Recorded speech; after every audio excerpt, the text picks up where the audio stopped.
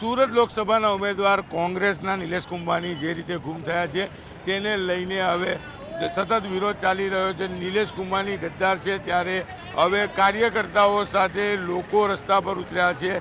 સુરતનો સાથે સુરત માટે દલાલોનો દલાલ લોકશાહીનો હત્યારો નિલેશ કુંભાણી ક્યાં છે, મતદારો છે, મતદારોનો તડાપ મારનાર વ્યક્તિ ક્યાં છે. આપણી સાથે કલ્પેશ બારોટ છે. કલ્પેશભાઈ, બસો પર સ્ટીકર લગાડવામાં આવી રહ્યો છે, વિરોધ કરવામાં આવી રહ્યો છે, કેમ? વિરોધ એટલા માટે કે નિલેશ કુંભાણીએ કોંગ્રેસ પક્ષ સાથે ગદ્દારી કરી છે. એના કરતાની મોટી ગદ્દારી આ શહેરના 18 લાખ મતદારો સાથે કરી છે. એની માટે અમારો વિરોધનો કાર્યક્રમ છે. અમે આજે સુરત સિટી બસ હોય, સુરતની રિક્ષા હોય, તમામ વાહનો પર અમે વિરોધ પ્રદર્શનનો કાર્યક્રમ રાખેલ છે. બિલકુલ દ્રશ્ય જોઈ શકાય છે. મતદારોના મતાધિકારી પર તડાપ ડાલનાર ગદ્દાર નિલેશ કુંભાણીને શોધે છે. અત્યાર સુધી કોંગ્રેસના કાર્યકર્તાઓ શોધતા હતા, પોલીસ શોધતી હતી, પણ હવે શોધી રહ્યા છે. સુરતના મતદાર છે. એક મતદાર આપણી સાથે છે. મતદાર છું. આપનું નામ? મારું નામ કેતન સોલંકી છે. હું એક સુરતનો મતદાર છું, જે સુરત લોકસભામાં આવું છું. આજે મને દુઃખ થાય છે કે 4-5 જણા લોકો મળીને, એમાં કલેક્ટર સાહેબ જે કર્યું છે, 4-5 જણા લોકો મળીને સુરતની હત્યા કરી છે. સુરત લોકસભાની આજે હત્યા થઈ છે. અમે એનું 12મું કરીશું. અને એક મતદાર તરીકે તમે મત ગમે ત્યાં નાખો, મારે એવું નથી કે મારે મત કોને આપવો કોને નહીં આપવો, પણ આ બહુ મોટી હત્યા છે સુરત લોકસભાની. એટલે 140 વર્ષ જૂની પાર્ટી જે છે એને જે મેન્ડેટ નિલેશ કુમારને જે આપેલું હતું, તો પછી એને લડવું નહીં હતું, મેન્ડેટ શા માટે લીધું? એટલે એની મોટી ભૂલ છે. એને ફાંસીએ ચડાવવો જોઈએ. આવા ગદ્દારોને ફાંસીએ ચડાવવો જોઈએ. એટલે બિલકુલ પાર્ટીમાં વિરોધ છે, મતદારોમાં વિરોધ છે, કારણ કે મતદારોના મત પર તડાપ મારવામાં આવી છે. મતદારોનો ગદ્દાર કોણ જેવા સ્ટીકરો લાગવામાં આવી રહ્યા છે.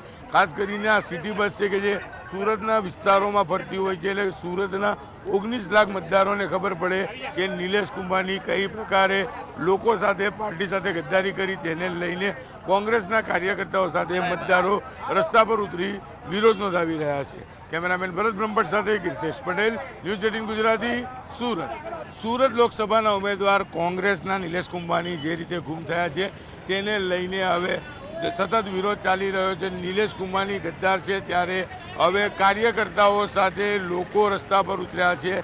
સુરતનો સાથે સુરત માટે દલાલોનો દલાલ લોકશાહીનો હત્યારો નિલેશ કુંભાણી ક્યાં છે, મતદારો છે, મતદારોનો તડાપ મારનાર વ્યક્તિ ક્યાં છે. આપણી સાથે કલ્પેશ બારોટ છે. કલ્પેશભાઈ, બસો પર સ્ટીકર લગાડવામાં આવી રહ્યો છે, વિરોધ કરવામાં આવી રહ્યો છે, કેમ? વિરોધ એટલા માટે કે નિલેશ કુંભાણીએ કોંગ્રેસ પક્ષ સાથે ગદ્દારી કરી છે. એના કરતાની મોટી ગદ્દારી આ શહેરના 18 લાખ મતદારો સાથે કરી છે. એની માટે અમારો વિરોધનો કાર્યક્રમ છે. અમે આજે સુરત સિટી બસ હોય, સુરતની રિક્ષા હોય, તમામ વાહનો પર અમે વિરોધ પ્રદર્શનનો કાર્યક્રમ રાખેલ છે. બિલકુલ દ્રશ્ય જોઈ શકાય છે. મતદારોના મતાધિકારી પર તડાપ ડાલનાર ગદ્દાર નિલેશ કુંભાણીને શોધે છે. અત્યાર સુધી કોંગ્રેસના કાર્યકર્તાઓ શોધતા હતા, પોલીસ શોધતી હતી, પણ હવે શોધી રહ્યા છે. સુરતના મતદાર છે. એક મતદાર આપણી સાથે છે. મતદાર છું. આપનું નામ? મારું નામ કેતન સોલંકી છે. હું એક સુરતનો મતદાર છું, જે સુરત લોકસભામાં આવું છું. આજે મને દુઃખ થાય છે કે 4-5 જણા લોકો મળીને, એમાં કલેક્ટર સાહેબ જે કર્યું છે, 4-5 જણા લોકો મળીને સુરતની હત્યા કરી છે. સુરત લોકસભાની આજે હત્યા થઈ છે. અમે એનું 12મું કરીશું. અને એક મતદાર તરીકે તમે મત ગમે ત્યાં નાખો, મારે એવું નથી કે મારે મત કોને આપવો કોને નહીં આપવો, પણ આ બહુ મોટી હત્યા છે સુરત લોકસભાની. એટલે 140 વર્ષ જૂની પાર્ટી જે છે એને જે મેન્ડેટ નિલેશ કુમારને જે આપેલું હતું, તો પછી એને લડવું નહીં હતું, મેન્ડેટ શા માટે લીધું? એટલે એની મોટી ભૂલ છે. એને ફાંસીએ ચડાવવો જોઈએ. આવા ગદ્દારોને ફાંસીએ ચડાવવો જોઈએ.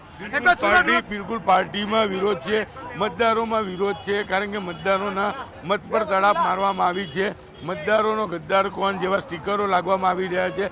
ખાસ કરીને આ સિટી બસ છે કે જે સુરતના વિસ્તારોમાં ફરતી હોય છે. એટલે સુરતના 19 લાખ મતદારોને ખબર પડે કે નિલેશ કુંભાણી કઈ પ્રકારે લોકો સાથે, પાર્ટી સાથે ગદ્દારી કરી. તેને લઈને કોંગ્રેસના કાર્યકર્તાઓ સાથે મતદારો રસ્તા પર ઉતરી વિરોધ નોંધાવી રહ્યા છે. કેમેરામેન ભરત બ્રહ્મભટ્ટ સાથે કીર્તેશ પટેલ, ન્યૂઝ 18 ગુજરાતી, સુરત.